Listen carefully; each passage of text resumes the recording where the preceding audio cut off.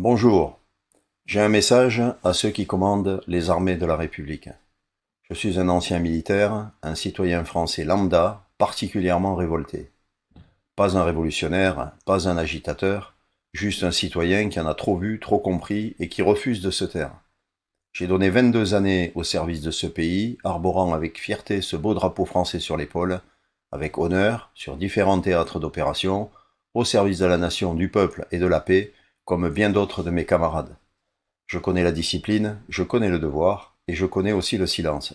Mais aujourd'hui, mon cœur saigne de voir mon pays se déliter dans un silence absolu, et l'heure est grave. À quelques jours du traditionnel hommage aux armées à l'occasion de notre fête nationale, en tant que simple citoyen, je m'adresse à vous, mes frères d'armes, officiers généraux, chefs d'état-major, responsables militaires, vous qui commandez les armées de la République, à ceux qui ont encore entre leurs mains l'honneur de la France, à ceux dont le silence aujourd'hui engage bien plus que leur carrière. Qu'attendez-vous pour honorer pleinement le serment que vous avez prêté, pas à un homme, pas à un gouvernement, mais à la France? Car ce qui se passe n'est plus un simple désaccord politique, c'est une infamie, une trahison, une déchéance accélérée de tout ce qui faisait la grandeur de notre nation.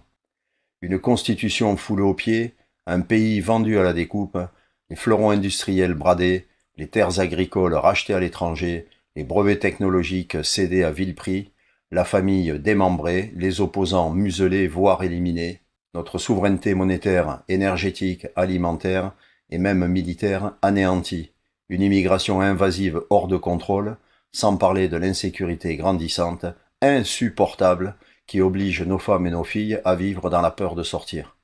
La liste est sans fin et vous ne pouvez évidemment pas l'ignorer. Et pendant que les Français s'appauvrissent, une pseudo-élite indécente et médiocre s'enrichit sans limite qui nous fait honte en offrant un spectacle pitoyable au monde entier. Entre inflation artificielle, matraquage fiscal et disparition des services publics, le peuple est sacrifié méthodiquement, cyniquement et avec mépris.